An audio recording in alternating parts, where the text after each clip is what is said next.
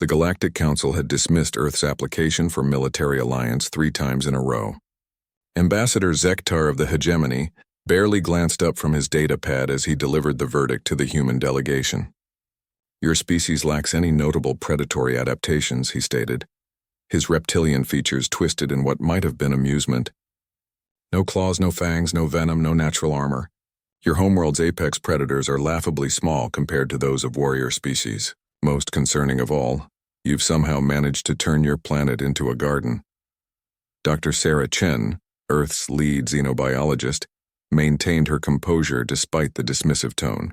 Behind her, Captain Marcus Webb of the Terran Defense Force shifted uncomfortably in his dress uniform, clearly restraining himself from responding. "We understand your concerns," Dr. Chen replied diplomatically. "Perhaps we could arrange a cultural exchange.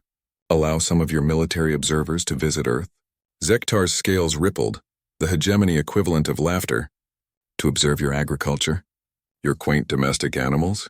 I think not. The Council has more pressing matters than studying a species of farmers." 6 months later, the Devourers arrived. The insectoid swarm had consumed 17 systems before the Galactic Council even knew they existed. Their ships moved like living things through space, and their ground forces were nightmares of chitin and razor-sharp mandibles that could tear through most known armor. They didn't negotiate, didn't communicate, they simply consumed everything organic in their path. The Hegemony's elite shock troops, genetically engineered for maximum aggression and equipped with the finest weapons in the galaxy, lasted 3 days on the contested world of Karash Prime. The crystalline ethereals, masters of psychic warfare, were overwhelmed by the Devourer's collective hive mind. Even the Council's technological superiority meant nothing when the enemy reproduced faster than they could be killed. In desperation, the Council sent out a galaxy-wide call for aid. Every species, no matter how primitive or seemingly useless, was asked to contribute whatever they could. The human response ship arrived at the staging area with no fanfare, a modest vessel accompanied by what appeared to be livestock transports. Ambassador Zektar met them at the docking bay with barely concealed disdain. "I suppose you've brought farming equipment?" he asked, watching as humans in simple military gear began unloading something.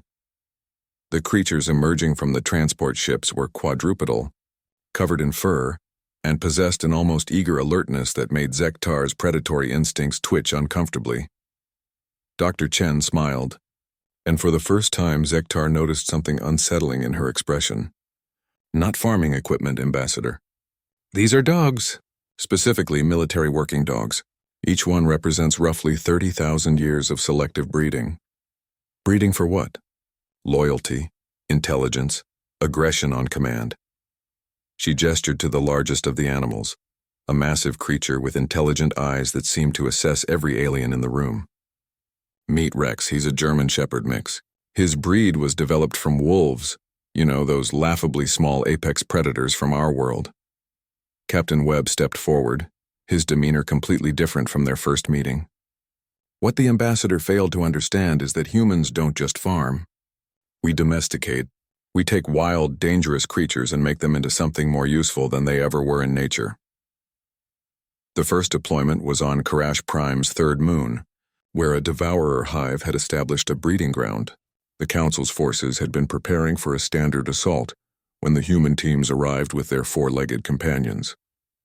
Zektar observed from the command ship, expecting to witness the swift destruction of Earth's naive contribution to the war effort. Instead, he watched something that would haunt his dreams for cycles to come. The dogs moved like liquid death through the Devourer tunnels, their enhanced senses tracking enemies through pheromone trails and sound frequencies that even advanced scanners couldn't detect. But more unsettling than their efficiency was their obvious joy in the work. These weren't mindless predators. They were eager partners in violence, coordinating with their human handlers through subtle signals and shared understanding. When a pack of Devourers attempted to flank the human squad, the dogs didn't just alert their handlers, they executed a complex tactical maneuver, driving the enemy into a kill zone with the precision of trained soldiers. The largest dog, Rex, took down a Devourer warrior twice his size, his powerful jaws crushing through chitin that had turned aside energy weapons. "My God," whispered Commander Thaxis of the Ethereal Forces, "they've weaponized loyalty itself." But the true horror came when Zektar realized what he was really seeing. The humans weren't using trained animals, they had created an entirely new species. These dogs were as far removed from their wild ancestors as the humans' agricultural crops were from wild grasses. 30 millennia of patient, deliberate genetic manipulation had produced creatures that existed only to serve human purposes. You bred them, Zektar said later, confronting Dr. Chen in the medical bay where she was treating a wounded dog with the same care she'd given injured comrade. For 30,000 years you've been creating living weapons. Dr. Chen looked up from her patient, her expression patient but firm. We've been creating partners. The relationship is symbiotic. We gave them purpose, security, and love beyond anything they could find in the wild. In return, they gave us loyalty that transcends death itself. She gestured to the recovery ward where human soldiers sat beside their wounded canine companions. This isn't slavery, Ambassador. This is evolution guided by mutual benefit, and dogs are just the beginning.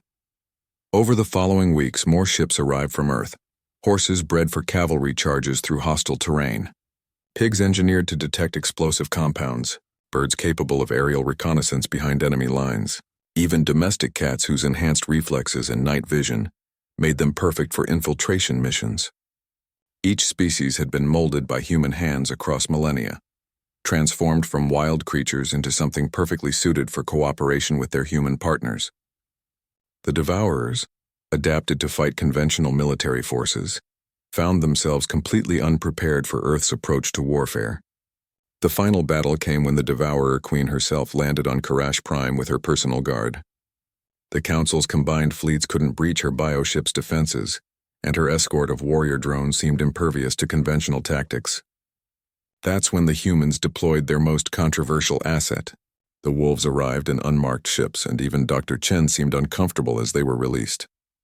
Unlike the eager, trained dogs, these creatures moved with wild purpose, barely restrained by their human handlers. They had been only minimally modified, enhanced intelligence, improved communication abilities, but their predatory instincts remained razor-sharp. We call them auxiliary units, Captain Webb explained to the horrified council representatives. Wolves that chose to work with us rather than being bred to serve. The partnership is more volatile, but incredibly effective against hive mind species. The wolves penetrated the bioship's defenses through methods that no conventional military mind could have conceived. They didn't fight the Devourer Queen's guards. They confused them, scattered them, turned the hive mind's coordination against itself. Working in perfect coordination with their human partners, they created chaos in a system that had evolved for perfect order. When the Queen fell, her death scream echoing across the hive mind frequency, the remaining Devourer forces simply collapsed. Without their central intelligence, they became nothing more than mindless insects, easily mopped up by conventional forces. In the aftermath, Ambassador Zektar found himself alone with Dr. Chen in the council chambers. The human seemed tired but satisfied as she prepared for the journey home. I need to ask, Zektar said quietly. The way your species bonds with other creatures shapes them to your purposes. What's to stop you from doing the same to us? Dr. Chen paused in her packing and looked at him with those unsettlingly calm human eyes. Nothing, she said simply, except that we prefer willing partners to forced servants. Evolution works better when both species benefit from the relationship. She shouldered her bag and headed for the door. The Council's application for Earth's continued military alliance will be approved, I assume? Zektar nodded mutely, watching her go. As the human delegation departed, he found himself wondering about the future of galactic civilization. Humanity had revealed themselves not as farmers, but as the ultimate evolutionary force, species that could guide the development of life itself toward their own purposes. The most terrifying part wasn't what they had done to wolves and other creatures over 30,000 years. It was wondering what they might accomplish with other species given 30,000 more.